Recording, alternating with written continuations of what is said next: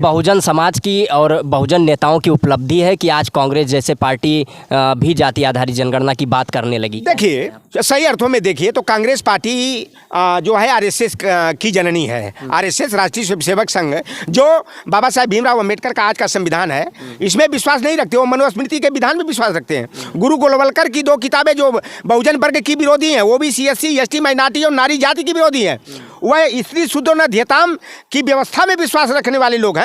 तो bunch of thoughts we are our nationhood defined की नीतियों पर चलने वाली पार्टी कभी कांग्रेस भी रही, आज भारतीय जनता पार्टी है। तो कांग्रेस पार्टी ने आरएसएस को जन्म दिया, आरएसएस ने जनसंघ और भाजपा को जन्म दिया। अन्यथा जब एससी एसटी को आरक्षण 1935 में लागू हुआ, 1937 में राजनीतिक प्रतिनिधित्व का आरक्षण लागू हुआ, उसी समय ओबीसी को भी आरक्षण मिल गया होता। लेकिन कांग्रेस पार्टी कई मौकों पर ओबीसी के साथ गद्दारी करने का काम किया, उनके पीठ में छुरा घोंपने का काम किया। इसलिए हम लोगों को कांग्रेस की नीति पर, नियत पर और चरित्र पर जो है कि संदेह होता है। और 2024 का जो चुनाव होगा उत्तर प्रदेश में, अब साइकिल बड़े सावधानी के साथ जो है सामाजिक न्याय की पिच पर जो है बैटिंग करने का काम करेगी। और हम लोग साइकिल को दौड़ाकर अधिक से अधिक सीटें, जैसे 2004 में 39 सीटें नेताजी के नेतृत्व में समाजवादी पार्टी जीती थी, हम लोग 55 सीटें 60 सीटें जीतने का टारगेट लेकर के हम लोग समाजवादी पार्टी के कार्यकर्ता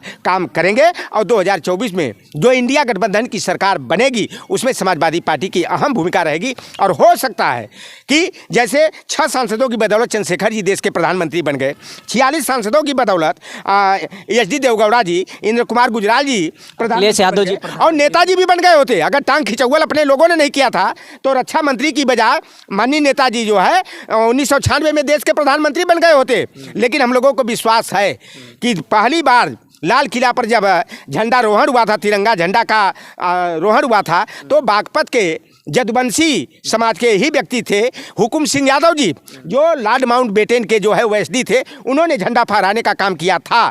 अगर हमें मैजिक नंबर 272 होता है देश की सत्ता को की कुर्सी पर बैठने का, अगर हम लोग समाजवादी पार्टी को मजबूती से सीटें जिता ले जाते हैं तो 2024 में समाजवादी पार्टी के मुखिया माननीय अखिलेश यादव जी लाल किला के प्राचीर से तिरंगा झंडा का आरोहण करेंगे। मेरा आखिरी सवाल, समाजवादी पार्टी के राष्ट्रीय अध्यक्ष अखिलेश यादव ने पीडीए का नारा दिया है, पिछड़ा दलित अल्पसंख्यक गठजोड़ का।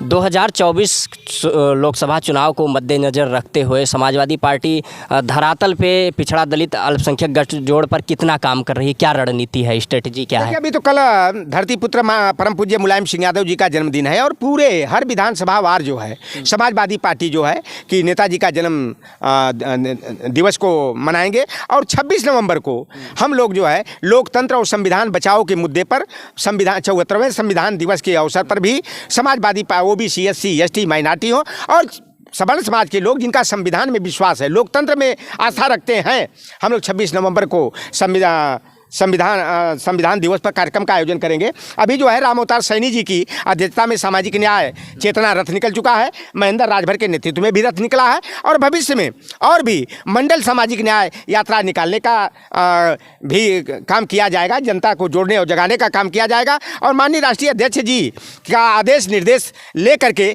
मैं निषाद मछुआरा समाज जो गुमराह है, जो भारतीय जनता पार्टी ने राम का मित्र और भक्त बता करके हमारे समाज का वोट लेने के बाद निषादों को अधिकार विहीन करने का काम किया, आरक्षण के प्रस्ताव को खत्म करने का काम किया। हम उत्तर प्रदेश में 12.91% जो निषाद मल्लाह केवट बिन धीवर कहार गुड़िया तुराहा बाथम माझी रायकवार की आबादी है, उस समाज को भी भारतीय जनता पार्टी के असली चाल चरित्र को उजागर करने और समाजवादी पार्टी से निषाद मछुआरा समाज को जोड़ने के लिए जो है कि हम गंगा नदी जोड़ो अभियान यात्रा शुरू करने का विचार बना रहे हैं। क्योंकि ओबीसी एससी वर्ग जो है इस समय भारतीय जनता पार्टी की नीतियों से लूटा पीटा ठगा हारा महसूस कर रहा है। और राम राज की बात करने वाली भारतीय जनता पार्टी की उत्तर प्रदेश में सरकार है, लेकिन यहाँ पर गुंडा राज, जंगल राज और जाति विशेष के लोगों का आतंक जो है जनता झेल रही है। FIR दर्ज नहीं हो रहा है, जो अत्याचार पीड़ित है, बलात्कार पीड़ित है, उनके साथ जो है पुलिस जातिवाद से प्रेरित होकर के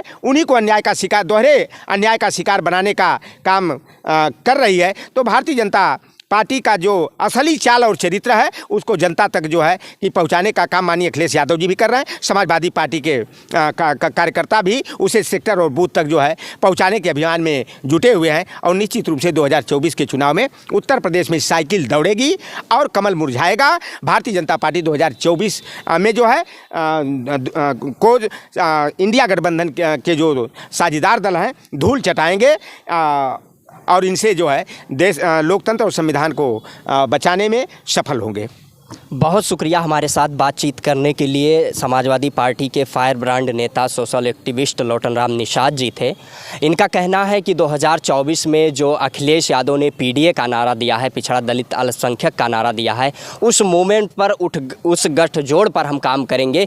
उसके तहत कांग्रेस पार्टी यदि गठबंधन में रहना चाहती है, निष्कर्ष ये निकलता है तो कांग्रेस का स्वागत है। लेकिन सामाजिक न्याय के मुद्दों को लेकर समाजवादी पार्टी संवेदनशील है और कांग्रेस पार्टी का दावा खोखला है। देखते रहिए नेशनल संवाद। अक्षय की रिपोर्ट, कैमरे के पीछे गौरव है।